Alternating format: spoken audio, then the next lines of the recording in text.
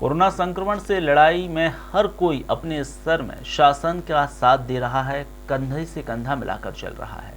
जबलपुर के गोहलपुर के सीएसपी अखिलेश गौर ने मुख्यमंत्री शिवराज सिंह चौहान को पत्र लिखकर अपने 1 माह के वेतन मुख्यमंत्री राहत कोष में जमा करने के निर्णय को बताया है। पत्र के माध्यम से उन्होंने अपनी बातें साझा की हैं। उन्होंने कहा है कि उससे सहयोग मिलेगा। मैं जानता हूं कि यह बहुत सूक्ष्म सहयोग है, लेकिन मेरा विश्वास है कि बूंद बूंद से सागर बनता है, इसलिए आप इसे स्वीकार करें।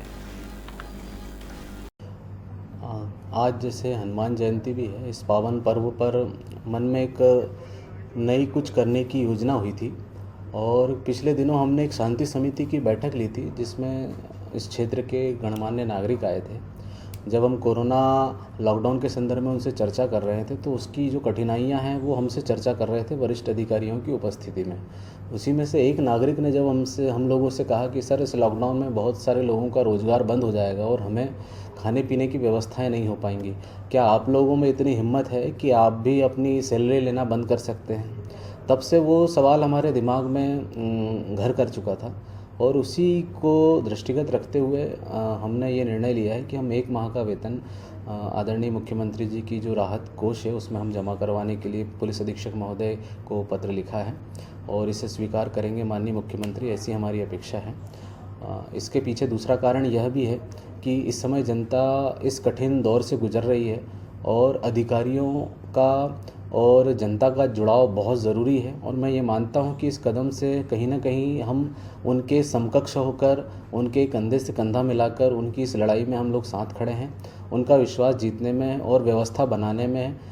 यह पहल काम आएगी और उम्मीद करता हूँ कि मेरी इस पहल का अन्य अधिकारी कर्मचारी भी इस पहल को स्वीकार करेंगे और समाज हित में अच्छे निर्णय लेंगे। मैं ये मानता हूँ यदि इस प्रकार का कदम जैसे मैंने ये पहल की है, यदि और भी अधिकारी कर्मचारी करते हैं तो राज्य शासन का बहुत सा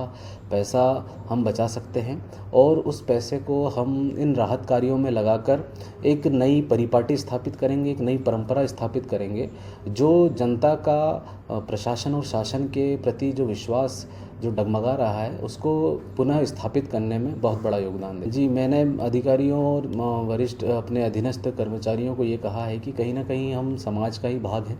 और आज समाज है तो हम हैं। इस समाज के ही सदस्य होने के नाते ये हमारी जिम्मेदारी है कि हमें अपने समाज के सदस्यों की रक्षा करनी है, उस समाज के लोगों की जान की रक्षा करनी है। इसलिए आप भी पहल करें और जो आपकी स्वेच्छा हो, जो आप जितना योगदान कर सकते हैं, जिस भी रूप में कर सकते हैं, ज़रूरी नहीं वह आर्थिक रूप से हो, अन्य रूप से भी आप जो योगदान कर सकते हैं समाज के लिए, वो स्वच्छंद भाव से और बिना किसी स्वार्थ के निस्वार्थ होकर इस कार्य को करें।